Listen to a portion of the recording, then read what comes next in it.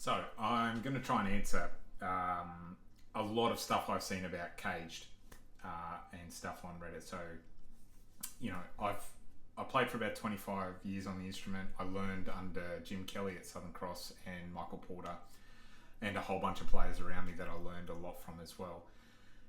The first thing I want to teach you that they taught me, CAGED is just a system. And like any system, like Windows, Mac, Linux, like any system you have, your perspective on it and how you perceive it and how you roll it out in your space, completely individual. So how I perceive it and how I use it, parts of it might line up with how you perceive it on the neck and all that sort of stuff. But there'll also be stuff that I do that you go, that's crap, Tim, or you go, oh, I'd never thought of it that way. So when you see all this stuff on Reddit about like, oh, this is what cage is meant to be, oh, there's this, there's that, that's people's perspectives. And the system has a few fundamental things that kind of stay true no matter what your perspective is. And then the rest of it is really up to you to fill in the blanks as to how you perceive it and how you use it. So I'm going to do everything in E major, and I'm tuned to regular standard tuning. I'm usually tuned down half a step, but I thought for this video, in case anyone wants to try and play what I'm playing, I'd go back to standard tuning. And so the key thing, right, the key fundamental thing that will never change no matter what your perspective is, the whole point of the system is that you have something to grab no matter what the chord is, no matter where you are on the neck. You have something you can play wherever you are on the neck, whatever the chord is. So if the chord is E major, you got E major here, you got E major here, you got E major here, here, here, and then you can keep going. You're back to the start and you go through them again. That's the whole point. That's the fundamental idea, is that no matter where you are, you have something to grab, no matter what the chord is. And that goes for rhythm playing. So if you're playing, I'm going to use Valerie and the blues. So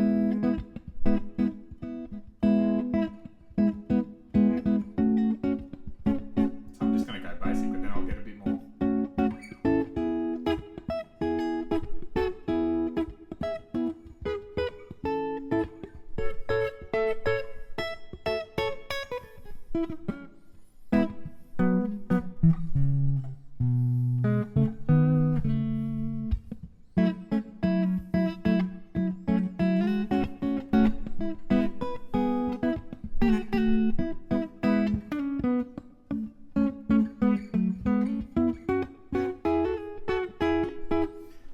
Two chords, E to F sharp minor. That's all that song is, and then you go into the bridge, which goes up to the 4 and down to the 3 and does all that shit. Right. So what I'm trying to show you there is that I went everywhere, and I could go everywhere for a long, long time in that song. I feel for the guitarist that gets up on stage and this is all they've got.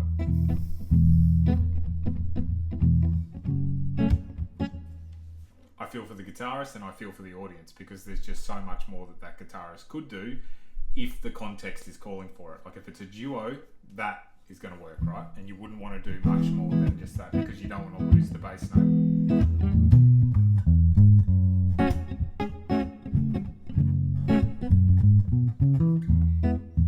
Right? But if you're in a band, you don't want to do that. You're in the way of the bass player, and if there's a keys player, you're playing 6 notes. Keys players can play 10 if they want to. So if they want to make you look like a fool and drown you out, they will, if they want to be vindictive. And so your best bet is to find the middle of the neck where the guitar sounds nice, between like the 5th and the 10th fret, and find things that work. And that's the whole point of the cage system. So no matter where I am, I can find something, no matter what the chord. So if we then go to the blues and you've got dominant 7 chords, right? You got everyone who plays.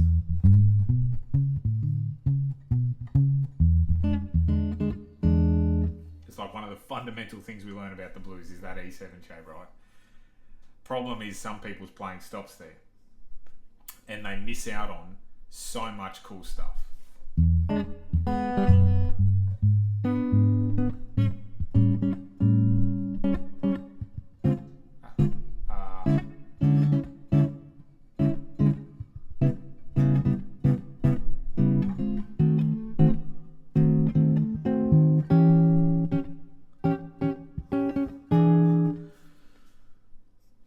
because they don't explore the CAGED forms for those chords. So many people get stuck with CAGED is major and minor, and well, they don't even go past major. They just go, it's major.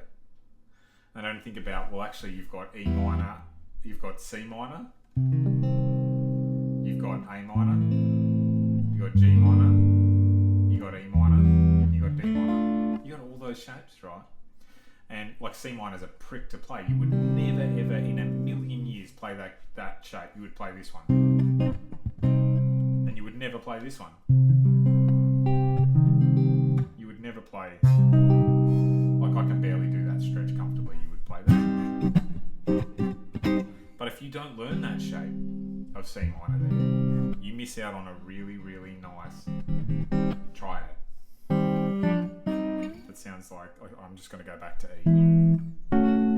That's that one. Right, so if I'm in E, if I'm in E minor, that's G on the D string, B on the G string, E on the B string.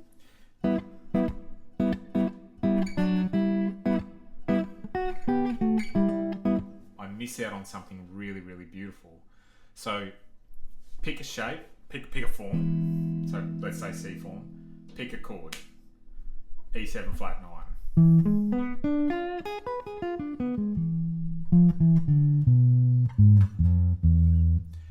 Find everything you can in that shape that is cool about E7 flat 9. So the chord shape, so that's E, it's basically a back to front half diminished chord. So it's E on the A string, G sharp on the D string, D on the G string, E, F on the B string.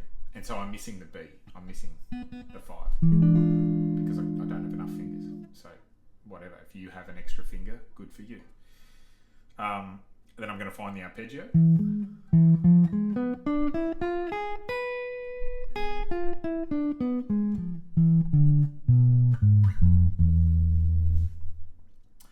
And then I'm going to not only do that, I'm going to go, what are the intervals? Okay, so there's the flat 9, right? So I know I'm going to do the chord tones was one thing I missed. So chord tones 1, 3, 5, 1, 3, 5. So that I know if I want to play a flat 9, it's the flat 2. So it's right next to the 1. If I want to play a sharp 9, there's the 3, it's right next to the 3. You know, a sharp 5, a flat 5. Because I know where the 5 is, I know where the sharp and the flat must be. I know where the 6 is, so I know where the 13 is. If it's flat 13, then I know that that's dominant 9 flat 13. Bit of a weird sounding chord, but anyway, what I'm saying is because you use the CAGED form to go, this is 1 3 5 1 3 5. Now I can find 1 3 5 7. I can find 1 3 5 7. 1 3 5 flat 7,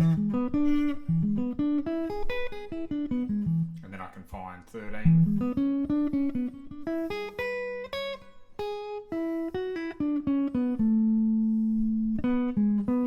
and you can find a whole bunch of other notes which I just play because I'm a fiddly man. Then you start to do some cool shit like I only want to play 3 notes, so there's my 3 note E7, here's my 3 note E9, here's a 3 note E7, because I've got the 3 and the 7 and I can just do whatever the hell I want with the rest of it.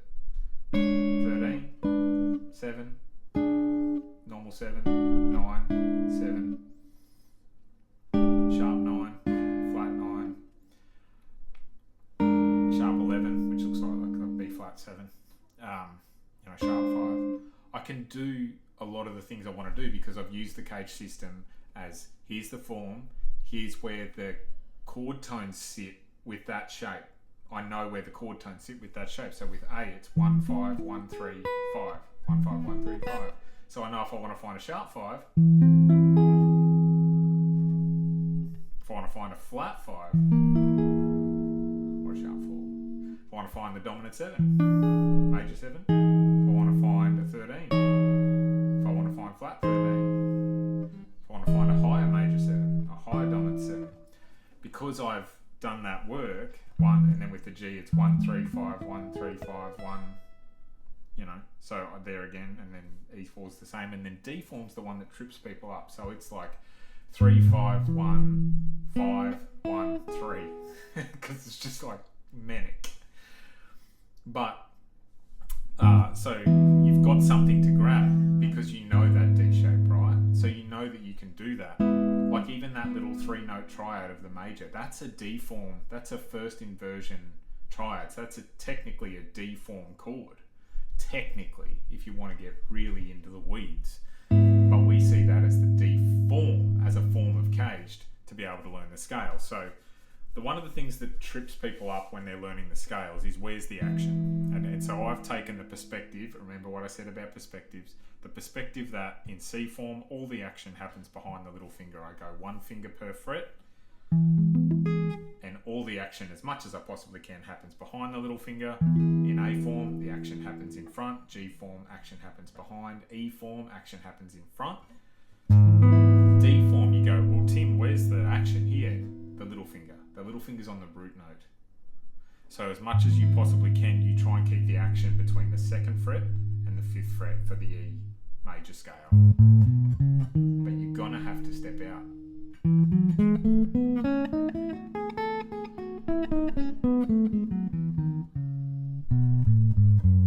So D form is the great teacher of, the reason why it matters is that the system is meant to be broken. That's why the D form for me exists. That's my perspective. Is if you've gone along that line of like C, everything happens behind. A, everything happens in front. G, everything happens behind. E, everything happens in front. D is here to tell you, I don't give a shit about whether you make the action happen in front or behind. Just make it happen.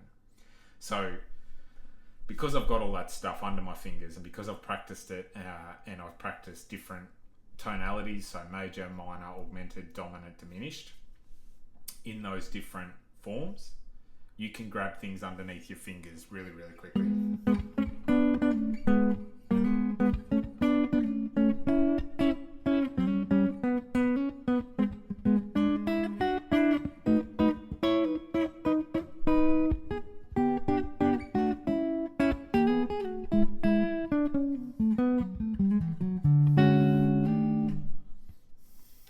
I'm just being a dickhead now.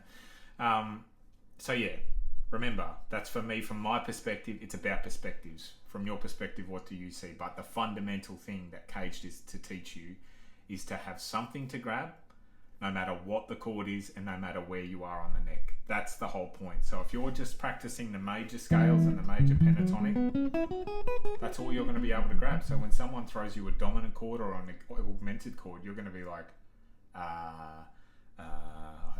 augmented goes like this. You know, you're going to have one thing that you've learned. Whereas actually, if you learned the chord tones, 1 3 5 1 3 5, you can go, well, augmented is sharp 5. So all I do is go, or, ooh, and then you can start to find some cool things, right? And then like minor, you know, it's like minor major 7. You're like, oh, because I know where 1 3 5 1 flat 3 5 1. Major 7 must be there. Well, that's pretty. That's very pretty. And then, actually, damn. So that is like, looks like a B, but I've left the G string open and the E string open. So E, B, F sharp, G, D sharp, E. Ooh, so pretty. Damn. Then up here, because I know that the A form of a minor shape is 1 5 1 3 5. I now know that there's the major 7. With G, 1 3 5 1 3 5. Okay, root. Okay, so here becomes a bit trickier, but possible.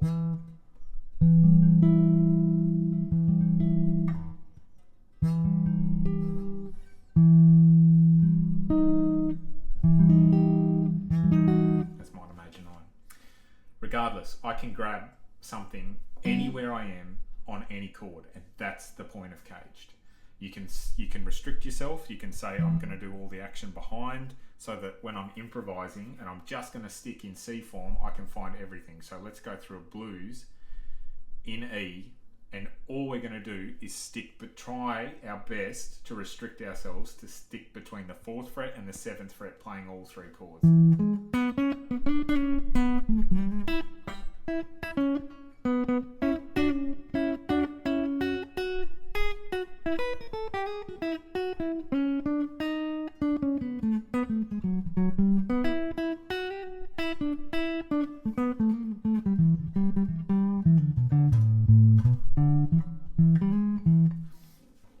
Right, and then do the same thing for A.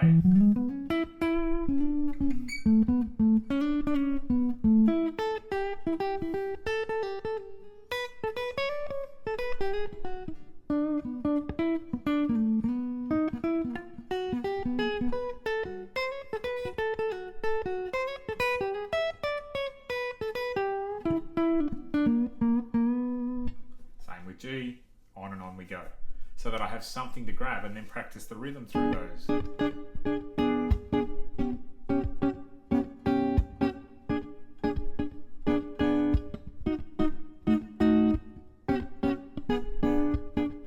For anyone who's wondering what that second chord is, so B on the D string, D on the G string, G sharp on the B string, and then I've just moved those top 2 strings down a semitone. So now you've got B, C sharp, G, which is minor 6 if you're in E minor, but it's also a A9. So that's the 9, the 3rd, and the 7th. And then the B was just like a straight ahead part of that E form B. So that you've got something to grab no matter where you are, no matter what the chord. That's the whole point of CAGED. I hope that answers some of your questions and some of the things that you can practice in your CAGED, not just the major and minor pentatonics. Hopefully you're all going beyond just the major pentatonics and major scale. You want to practice the form shape, where the chord tones are, so the 1, 3, 5. You want to practice the major scale and the major pentatonic, and then you want to swap over to like the dominant scale and the dominant chord as well, because it's really closely related. Then you want to go to minor and go to minor and minor pentatonic in that form, and then you've got melodic minor, and then you've got stuff that's like diminished whole tone and blues whole tone. You've got so much other stuff you can do. You can do the arpeggio. So usually what I did when I started out was I did the chord, I called out the chord tones, and then I did the major scale, and then I did the minor scale, and then I did the Dorian scale, and then I did the dominant scale, because they're kind of the common ones that we use most of the time. I did the pentatonics, but you know, they're within the scale. I did the arpeggios for those, so major 7, dominant 7, minor 7, minor 6. So I did those arpeggios up and down the neck in every single form. And then I started to add melodic minor. So when I got a bit more advanced and I understood melodic minor, I started to add those things in. So minor major 7, minor major 9, diminished stuff, augmented stuff, all in the same space in the neck. So major, minor, diminished, augmented, major 7, major pentatonic, melodic minor,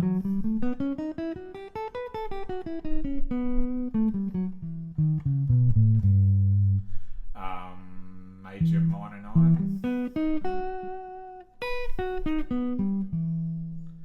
So you just start to kind of call those out and vocalize them as much as you can in your practice. So 1, 3, 5, 1, 3, 5, 1, 3, 5, 7, 1, 3, 5, and then go backwards. 5, 3, 1, 7, 5, 3, 1, 7, 5, 3, 1. Because the vocalizing actually helps with a mnemonic device. So that's my 20 minutes on CAGED. I'm up to about 20 minutes. Hope you found this helpful. Remember that key fundamental thing of it's just one perspective, and everyone's perspective on Reddit and everywhere else that you learn, it's their perspective, it's how they've held on to the knowledge. It doesn't mean that that's how you have to hold on to the knowledge. What you have to do is take those perspectives in and synthesize what works for you and what doesn't, and then move on. But the fundamental thing for CAGED that will never change in any of the perspectives is it's meant to be something to grab no matter where you are, no matter what the chord. Enjoy.